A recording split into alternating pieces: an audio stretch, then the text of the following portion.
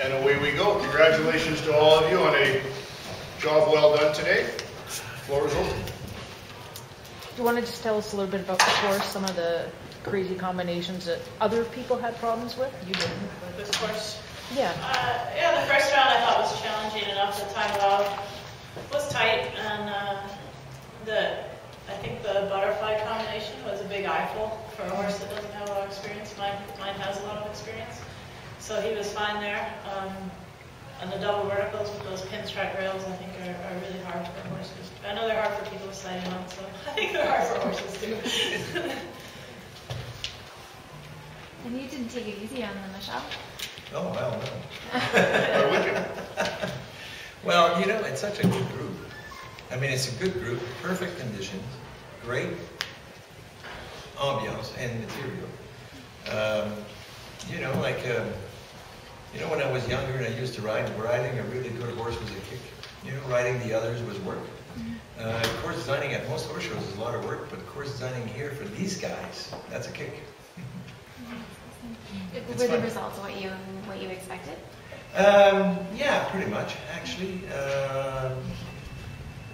You know, I mean, again, you have to challenge him every way you can.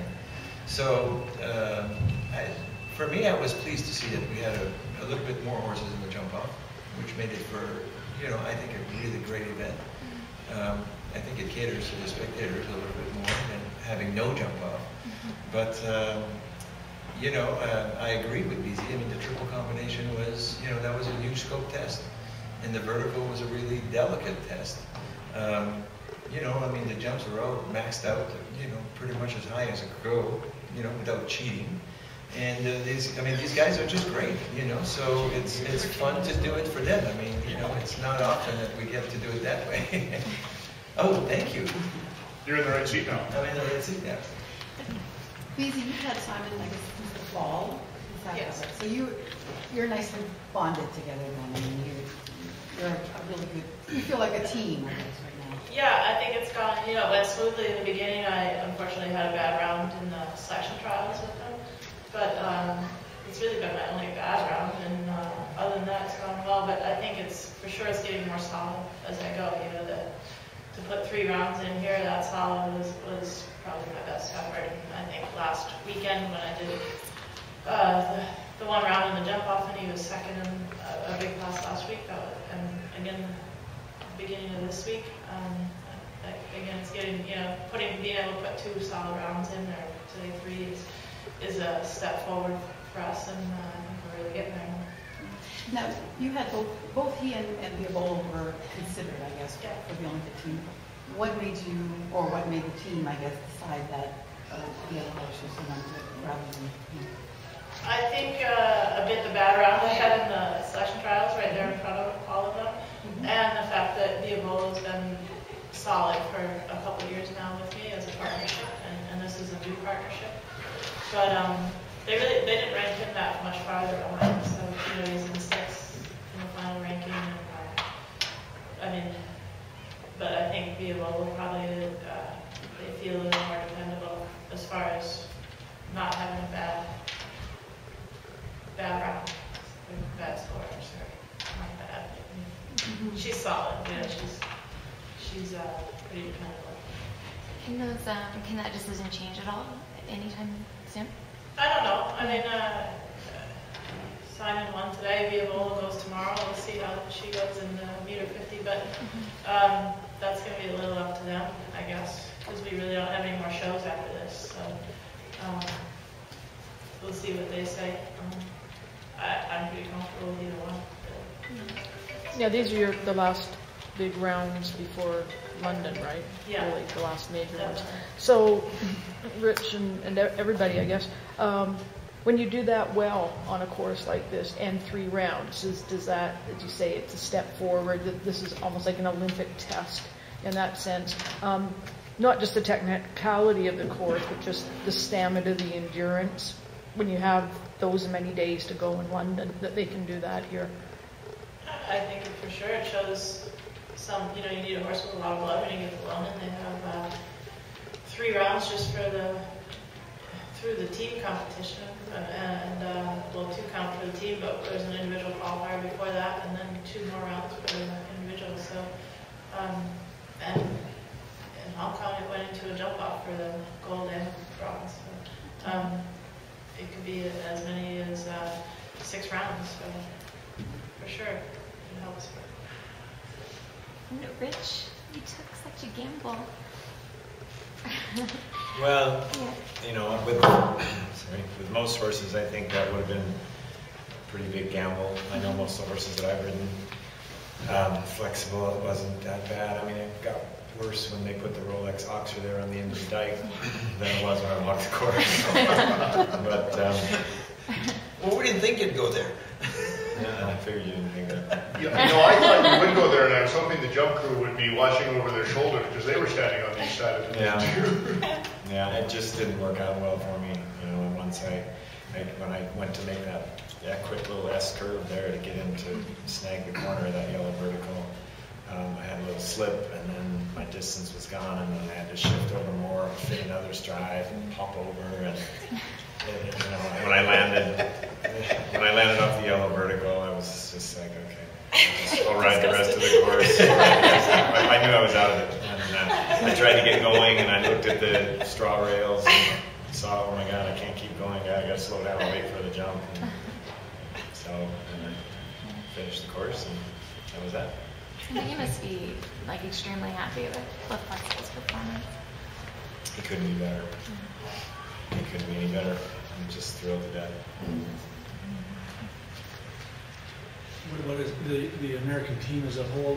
These 2 weeks prior, few weeks prior to the Olympics, going to be much better generally too going into the games with so much dominance here? Yeah, I think it's looking good. You know, I think we've all been doing some winning and kind of competing against each other, and we have a lot of other competitors too, keeping us on our toes with Ken, Eric Lamont, and all of them. So I think it's fantastic preparation for sure.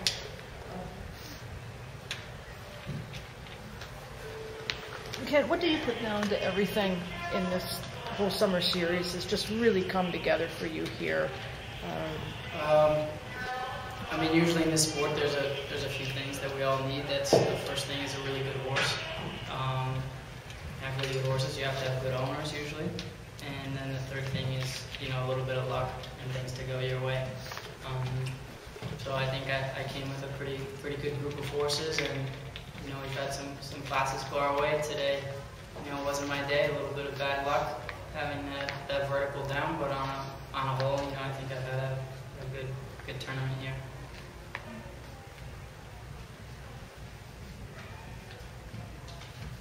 With Uceko knowing what a big step and what speed he has, Beezie, you led the jump off, and you had 4 following you, and 3 of them really renowned for being fast. What was your strategy?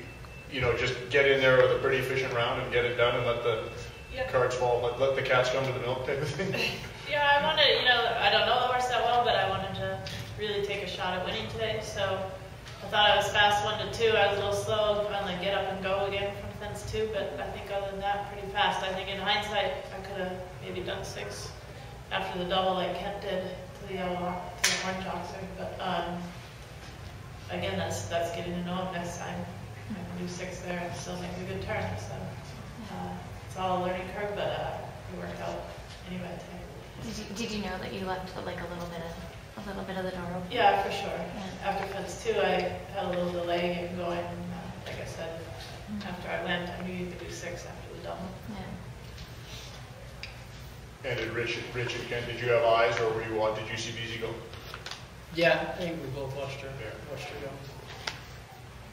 So you knew the time was there. It's just leaving the rails up. Yeah, you just kind of needed, like I said, sometimes you just need a little bit of luck, and we rubbed that fence and it came down.